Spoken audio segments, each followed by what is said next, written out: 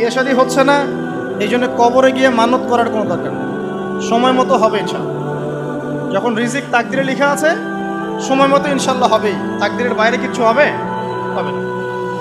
তো আল্লাহ পাক তাকদির লিখে ফেললেন, এমনকি লাউহে মাহফুজে কোরআনও লিপিবদ্ধ আছে। সূরা বুরুজ পড়েন নাই?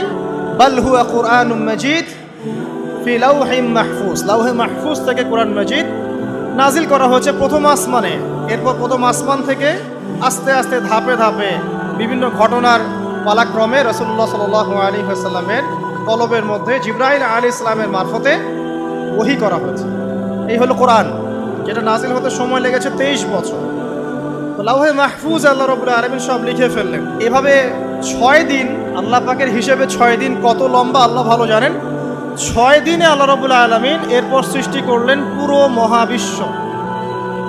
পুরো মহাবিশ্ব বলতে আমি শুধু পৃথিবীর সৌরজগৎ বোঝাচ্ছি না, এই মঙ্গল, বুধ, শনি, বৃহস্পতি এইটুক না, এরকম হাজার হাজার সৌরজগৎ মিলে একটা গ্যালাক্সি হয়, আর হাজারটা গ্যালাক্সি মিলে গিয়ে একটা আসমান হচ্ছে, মহাকাশের একটা ছায়াপথ আসমান হচ্ছে।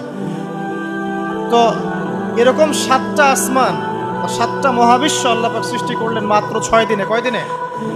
ফি সিত্তাতি আইয়াম, 6 দিনে আল্লাহ পাক সৃষ্টি করলেন।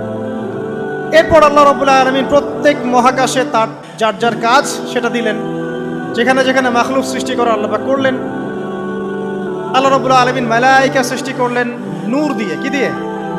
আলো দিয়ে। আলোর মধ্য দিয়ে আল্লাহ রাব্বুল আলামিন ফেরেশতা সৃষ্টি করলেন। আল্লাহ পাক জিন সৃষ্টি করলেন। জিন কি দিয়ে? আগুন দিয়ে, একদম যেটা উত্তপ্ত আগুন, লাল আগুন, সেই আগুন দিয়ে আল্লাহ পাক জিন জাতিকে সৃষ্টি করলেন।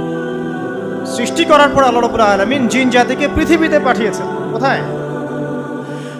আর এখন মানুষ পৃথিবীতে যা করছে, জিন জাতীয় কিছুটা এরকমই কাজ করেছে, বরং তার চেয়েও হয়তো বেশি করেছে।